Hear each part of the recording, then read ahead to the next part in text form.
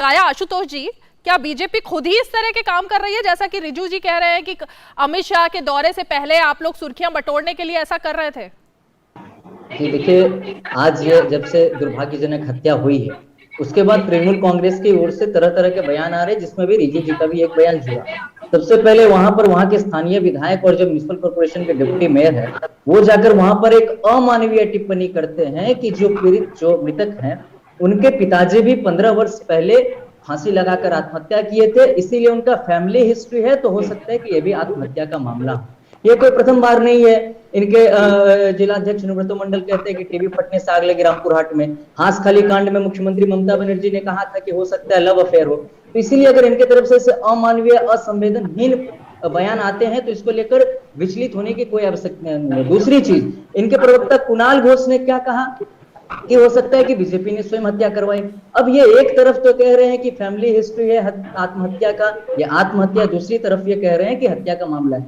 तीसरी चीज जो आज सबसे इंपॉर्टेंट है, बार बार पश्चिम बंगाल के लोगों ने भी इस पुलिस प्रशासन पर से विश्वासहीनता जताई है और आज हाईकोर्ट ने फिर जिस तरीके से पूरे न्यूज चैनल में दिखाया गया कि पुलिस किस तरीके से परिजन के विरोध के बावजूद अर्जुन जी का शव जबरदस्ती छीन कर ले गई, उनके परिजनों पर बल प्रयोग किया। उसके बाद हाईकोर्ट ने जो ये टिप्पणी दी कि पोस्टमार्टम कमांड हॉस्पिटल में होगा जो केंद्र सरकार के अंदर आता है, यह बताता है कि पूरे न्याय व्यवस्था को आज पुलिस प्रशासन के निष्पक्षता पर शंका है, सवाल है और तृणमूल कांग्रेस की सरकार को आत्ममंथन करना चाहिए। और कल जो ममता बनर्जी अपना वर्षगांठ मना रही थी, यह वही याद दिलाया गया है कि 1 वर्ष पहले 2 मई से जो हत्या का दौर चालू हुआ था और पहला हत्या इसी विधानसभा से हुआ था। पहला हत्या काशीपुर बेलगछिया में हमारे कार्यकर्ता अभिजीत सरकार की हुई थी और 1 वर्ष पूरा होने के बाद फिर से उसी विधानसभा में हमारे कार्यकर्ता की हत्या करके उन्होंने अपना खूनी वर्षगांठ मनाया है। आशुतोष जी, जो आपने जबरदस्ती का कोई सवाल ही नहीं होता है। एक तरफ तो यह कह रहे हैं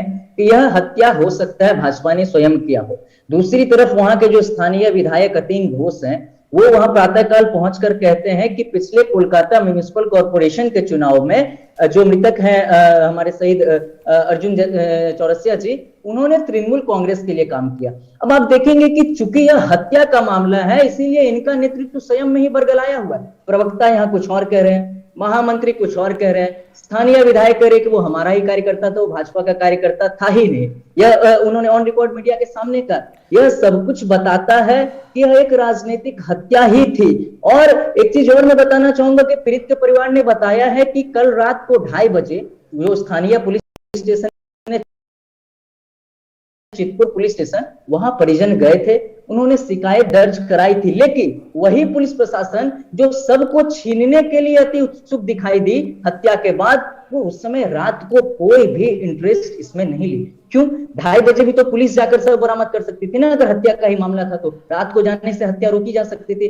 आखिर क्यों पुलिस ने इतनी निष्क्रियता दिखाई? और उसके बाद जिस तरीके से अमानवीय टिप्पणी, मैं बस एक सवाल पूछना चाहता हूँ रिजू जी से, क्या वह इस टिप्पणी को इंडोर्स करते हैं जो उनके विधायक ने कहा कि चूंकि 15 वर्ष पहले मृतक के पिता ने भी आत्महत्या की थी इसलिए उनका फैमिली हिस्ट्री है आत्महत्या का और यह भी आत्महत्या का मामला हो सकता है? इस संवेदनहीन बयान की क्या वो भर्त्सना करते हैं या समर्थन करते हैं?